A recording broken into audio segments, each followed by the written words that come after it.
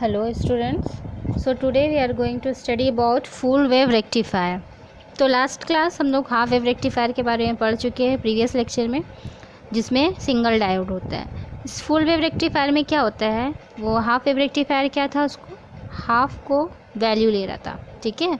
Means वो half का current आ रहा था एसी में, और जबकि मीन्स हाफ साइकिल वो कंप्लीट कर रहा था, मीन्स हाफ वेव बना रहा था। और हाफ वेव सारा हम लोग उसका रिपल फैक्टर और आरएमएस वैल्यू सॉल्व किए थे। बट यहाँ पर क्या हो जाएगा कि वो rectifier which converts both the half of AC का दोनों पॉइंट हाफ है ना, मीन्स कि उसका जो हाफ है, एक हाफ हो रहा है फिर दूसरा हाफ हो रहा है, इस तरह से दोनों को क्या करेगा, कन्वर्ट करेगा किसमें, डीसी में। इसी को हम लोग बोलते हैं फुल वेव रेक्टिफायर। ये क्या करेगा, फुल वेव बनाएगा। In full wave rectifier two identical diodes D1 and D2 are connected with the ends of secondary coil. इसमें क्या होता है ना कि दो डायोड हम लोग कनेक्ट करते हैं, ठीक है, और the ends of the primary of the transformer is connected with the AC source. तो दो डायोड कनेक्ट होता है और किसके साथ, सेकेंडरी कॉइल के साथ, है ना। और जबकि जो प्राइमरी जो कॉइल है ट्रांसफार्मर का, वो किसके साथ, एसी सोर्स के साथ कनेक्ट होता है। The secondary coil of the transformer is centre tapped, और जो सेकेंडरी कॉइल होता है ट्रांसफार्मर का, वो सेंटर टैप्ड होता है, मतलब वो कॉमन लिया जाता है, with which the load resistance is connected. जहाँ लोड रेजिस्टेंस कनेक्ट रहता है, जो हमको क्या देता है, आउटपुट देता है, मीन्स डीसी करंट देता है। लेट्स सी, ये डायग्राम देखो, यहाँ पर क्या है कि यहाँ एसी सोर्स है, ये प्राइमरी कॉइल है, ये सेकेंडरी कॉइल होता है ट्रांसफार्मर का। तो ये वाला D1 है और ये वाला D2 है, और ये वाला मेरा आउटपुट है, और ये जो सेकेंडरी कॉइल है इसे सेंटर टैप्ड है ना, इससे कनेक्शन है RL से।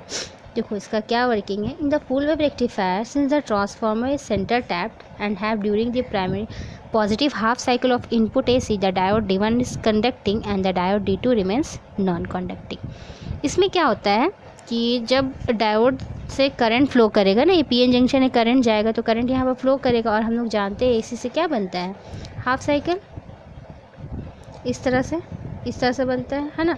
तो हम लोग क्या लिए थे कि ये वाला हाफ यहाँ पर हो रहा था, और फिर यहाँ पर कुछ नहीं, ये वाला नेगेटिव पार्ट हम लोग नहीं ले रहे थे, ठीक है। डायोड एक ही करंट को फ्लो करा रहा था, और फिर यहाँ पर ये वाला रहता था, उसके बाद इसी तरह से यहाँ पर रहता था। तो इस तरह से हमको करंट जो आउटपुट है वो कैसा मिलता था, इस तरह से हाफ वेव मिलता था, राइट। तो यहाँ पर क्या बोल रहा है कि जब हाफ साइकिल जो है इनपुट का एसी जो दे रहा है हाफ साइकिल, वो डायोड D1 क्या होता है, पहले कंडक्टिंग होता है, करंट यहाँ से आया, डायोड D1 पहले कंडक्टिंग रहता है, और डायोड D2 का क्या होता है, नॉन कंडक्टिंग। मतलब कि फर्स्ट वाला कंडक्टिंग है, तो ये वाला ऐसा साइकिल बनाया, ठीक है।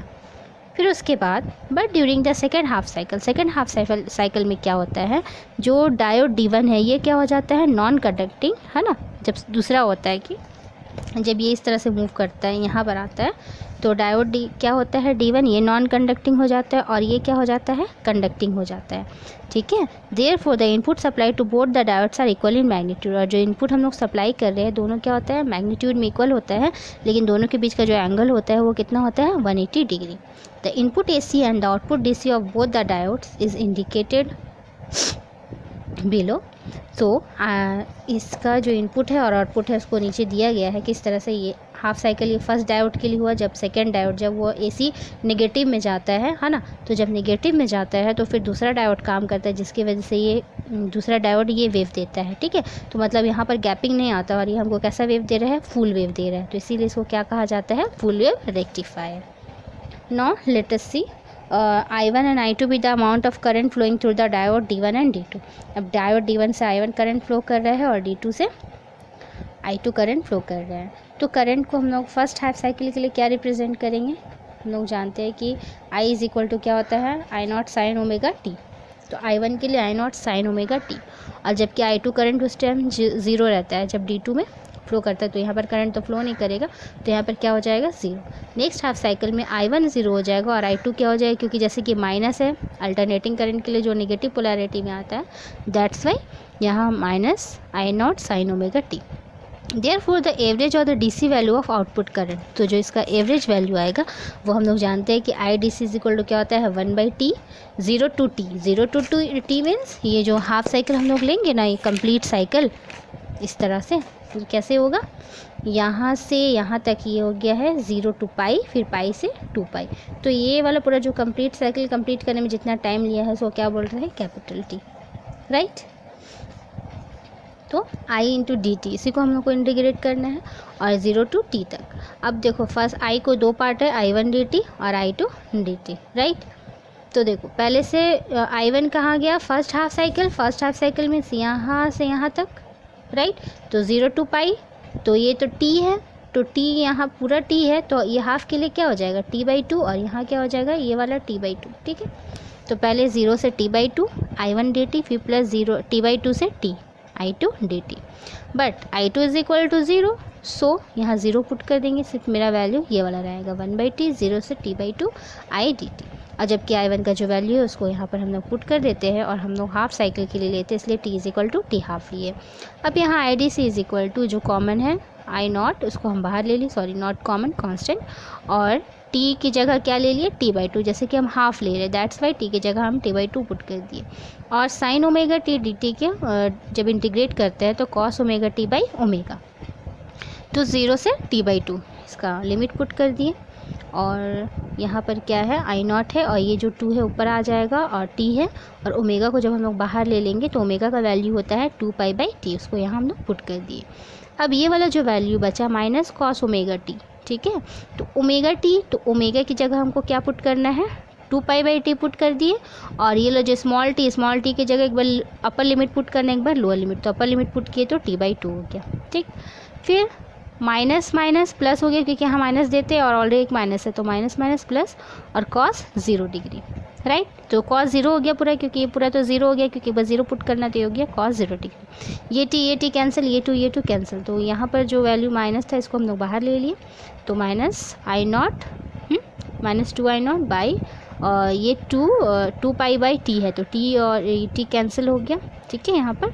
तो यहाँ पर 2i0 बाई सॉरी एक मिनट, यहाँ पर जो है इस तरह से ये वाला कैंसिल हो गया, ये कैंसिल हो गया, तो यहाँ पर मेरा बचा 2π/t जो था t/2 ये कैंसिल हो गया यहाँ पर पूरा, और यहाँ पर -1 था, और cos पाई क्या हो जाता है 180, और cos 180 क्या होता है -1, तो यहाँ -1 पुट कर दिए, और यहाँ पर जो वैल्यू था उसको हम लोग एज इट इज़ लिखे हैं, ठीक है। तो 2i0/t ओमेगा, इसको हम क्या कर दिए फिर से ओमेगा पुट कर दिए, ठीक है यहाँ पर। अब क्या किए, ये वाला वैसे ही रहा, और इसको वैसे ही आगे लेके ही जा सकते हैं, नहीं भी लेके जा सकते, इसको चेंज भी नहीं कर सकते, ये डिपेंड करता है। और यहाँ पर cos 180 डिग्री के लिए -1 हो गया, और ये -1 है, तो -1 क्या हो गया -2, -2 हो गया।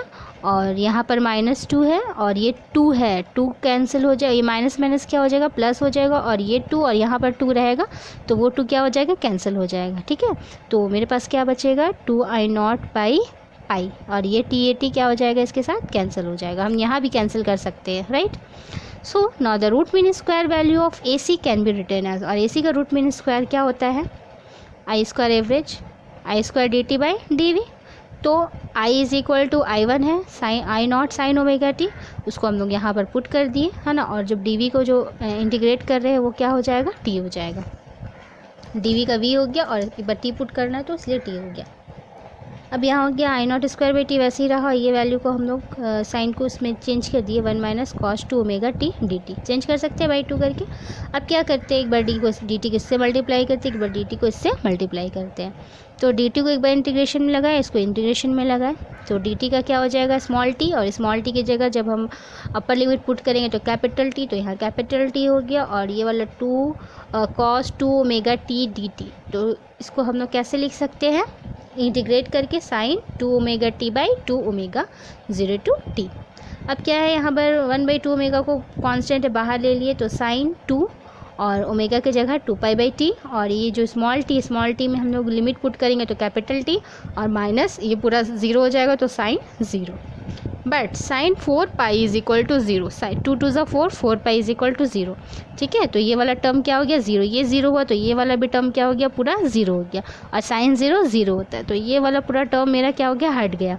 तो I average is equal to यहाँ पर क्या हो जाएगा, ये वाला I0 है, I0 वैसे ही रहा बाई 2t, और ये वाला जो t है ये वाला, ये t को यहाँ लिख दिया, t कैंसिल हो गया, तो I average is equal to I0² / 2।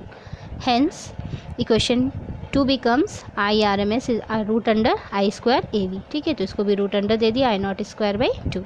सो ये वाला रूट से हटा देते हैं क्योंकि यहाँ स्क्वायर ऑलरेडी है और ये रूट हट जाएगा, तो I0/√2। This is equation 3। Now ripple factor. So ripple factor और इसका ग्राफ हम लोग नेक्स्ट क्लास डिस्कस करेंगे।